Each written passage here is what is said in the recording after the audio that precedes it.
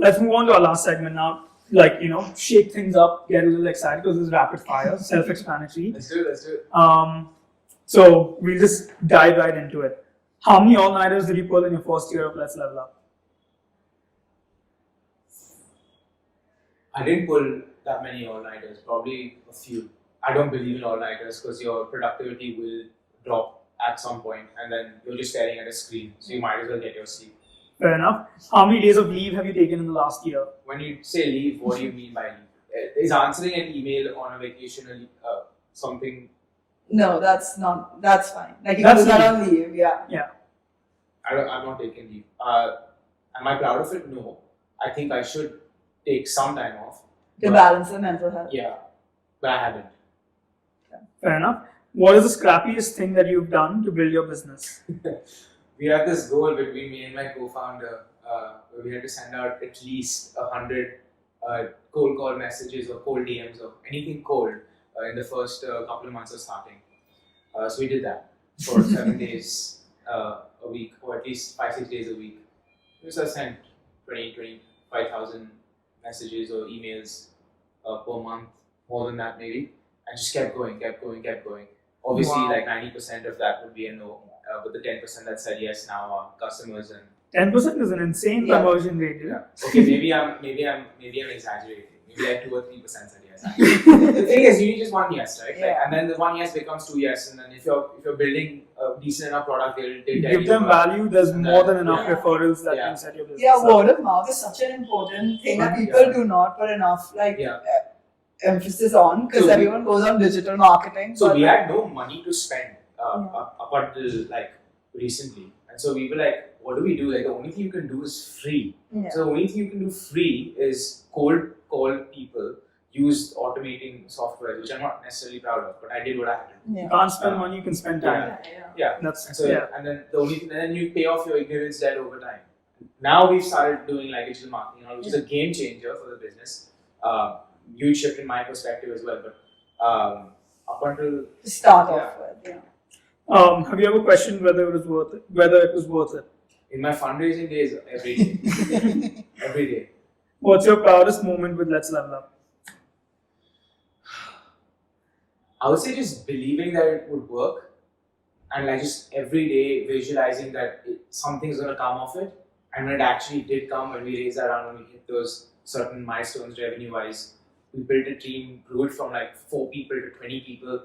Like that was when it was like you wake up one day and you're like you pause from work, you go on a walk, and you're like, oh my god, like there are people Yeah. working with us, and like we have like over 200 customers. And it was just the idea sitting in my co-founder's living room like 2 years back. Like, that's just surreal. Yeah. What's the weirdest place? Can I also add one last thing? Of I think course. like there's this idea of like when you build something like this revenue and how many employees you have, but like the thing that makes me the most happy is when I hear a success story of someone being able to pay off their mortgage or take their kid to school or to go and pay for a vacation or to quit their job because what they're doing with us is actually working. Like that's the kind of stuff like that really sticks with you for a while and makes Because it's everything- tangible, it's Yeah. affecting your life Yeah. directly. And that's how Yeah. you see like the tangibility. Yeah. What's the weirdest place from where you've worked?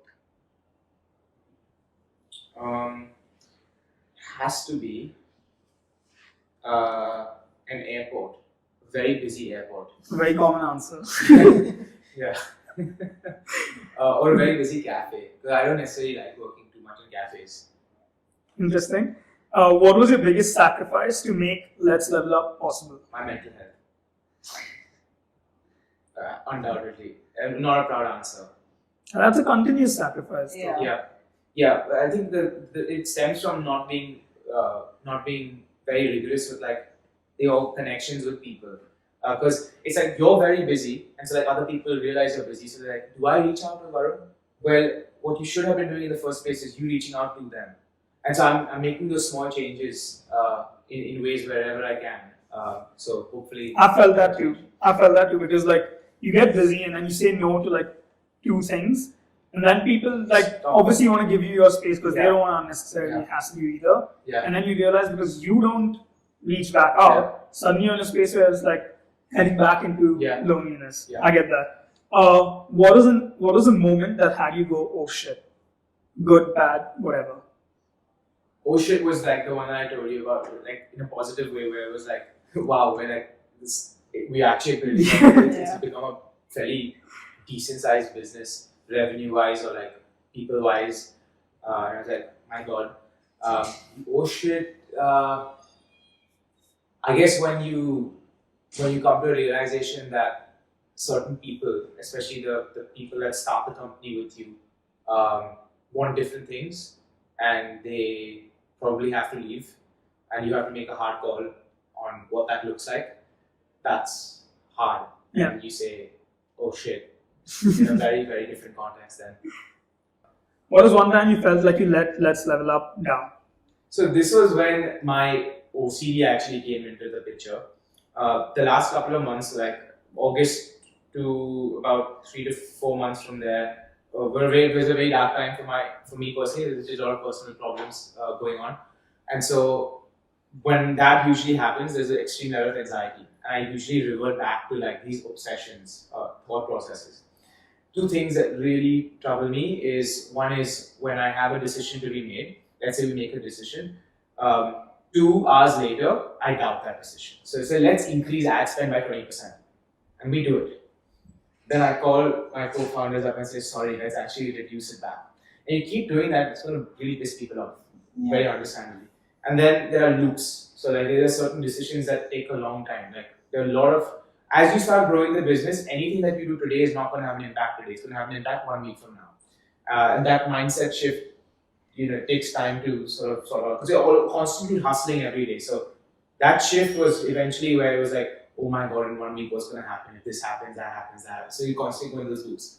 So my co-founder sat me down and said, look, Varun, this is getting a bit too much. I don't think we can work with you if you keep doing this. It was almost like this final, and they did nothing that they said was wrong, which was the part that was very difficult to swallow. So there were 2 days, Saturday and Sunday. One of those weekends, I was in a play. I got that message. I had to come out. We had a long conversation, and for 2 days, all I did was sit with myself and say, "What is going on?" And so then, obviously, I self-corrected. So I went back and said, like, "Let's make decision logs," and so I did all of that. But like, that was the one time I felt like I didn't necessarily let's level up down. But had I continued on that path, I would have. But what I did was I let my co-founders down. But the one good part about this was they communicated it, and they communicated it fast, and they gave me a chance to improve. And that is so important. It's a great case study that I'll take to my grave. What is your biggest fear? Not being enough. Like just the complacency and not being able to get to a point where I feel extremely proud about myself. Yeah. Which hobby of yours did your work kill? Yeah. It was being active. So I was you probably remember this. I used to compete properly for badminton, like wow. University State and all that. So I was a very active kid growing up, and then as soon as the company came, like everything was a backseat. I obviously switched that around because it took a big toll on my mental health, physical health, all types of health. And so I've course corrected, but I think that's one of the big hobbies that took a backseat. Do you prefer books or podcasts? Both. And the way I read books is through audio and reading. So it doubles the time, it quickens the pace, but also improves my memory of the book. So I'm using two basically senses. And podcasts, while traveling or. Do you prefer iPad or notebook? I'm trying the iPad. I'll see how it goes. I like doing the notebooks, but I was like, why not try the iPad? Because it goes with me everywhere, or could go with me everywhere. Are you a morning person or a night owl? Yeah, tend to be a night owl. I want to correct it though. And what's your favorite social media? Does WhatsApp count? No, right? No. Probably is YouTube and LinkedIn. But if I had to pick one, it would be YouTube. Nice. So that concludes the rapid fire segment.